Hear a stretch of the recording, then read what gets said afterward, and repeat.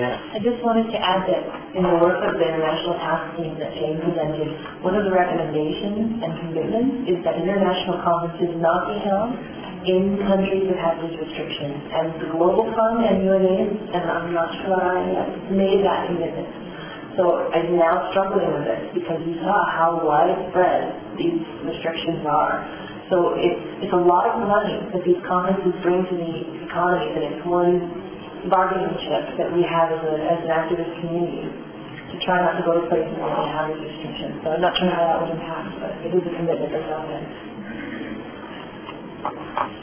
To our colleagues on Singapore, there are data that was collected by the International Task Team on segregated travel restrictions that Jane presented. And on the website, HIVtravel.org, you'll see a collection of materials and case studies. And one of the case studies on there are case studies of countries that do not have travel restrictions. And you can take those and compare them to the countries that do.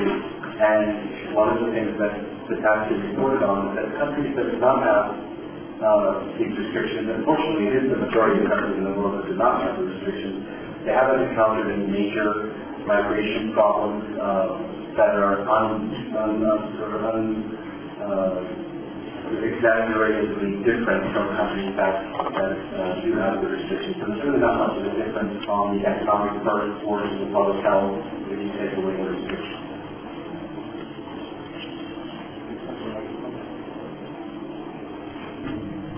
Dear Bolton, I just apologize that I asked Ron's patient, like I said, to chair the session. Yeah, my voice is actually being done, I think. But I want to make two comments.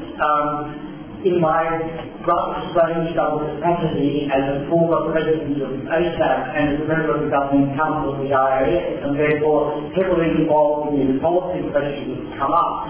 First comment I want to make is that it's important that people understand that the ASAP has specific strong support the removal of all restrictions on people with HIV, and the decision to hold the conference in Korea came after long discussion about whether this would be part of a political strategy to take pressure on the Korean government. And I think everyone in the room understands that in this part of the world, we often have to make very hard choices in dealing with governments that do things most of the time unpleasant.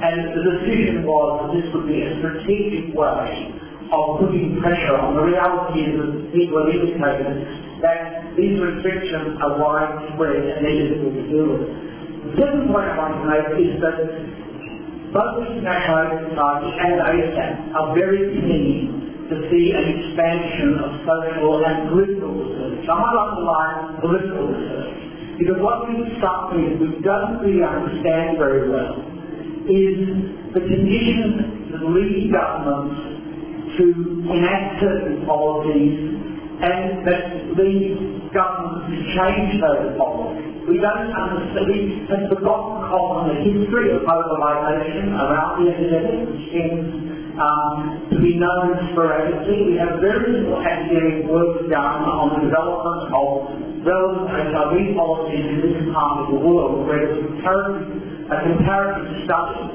would be extraordinarily rich.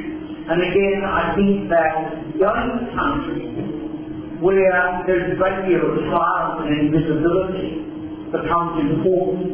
And so, just to speak this, my final point on, and because of that, now, the discussion currently going on in another form. One of the reasons for me that it's important that we have a country like this in a country like Korea is that I know that it's a small and very unsupported gay movement in Korea, that it is very difficult to have an open discussion about sexuality, and that bringing in a big conference is often a way in shifting in a quite dramatic way the discourse.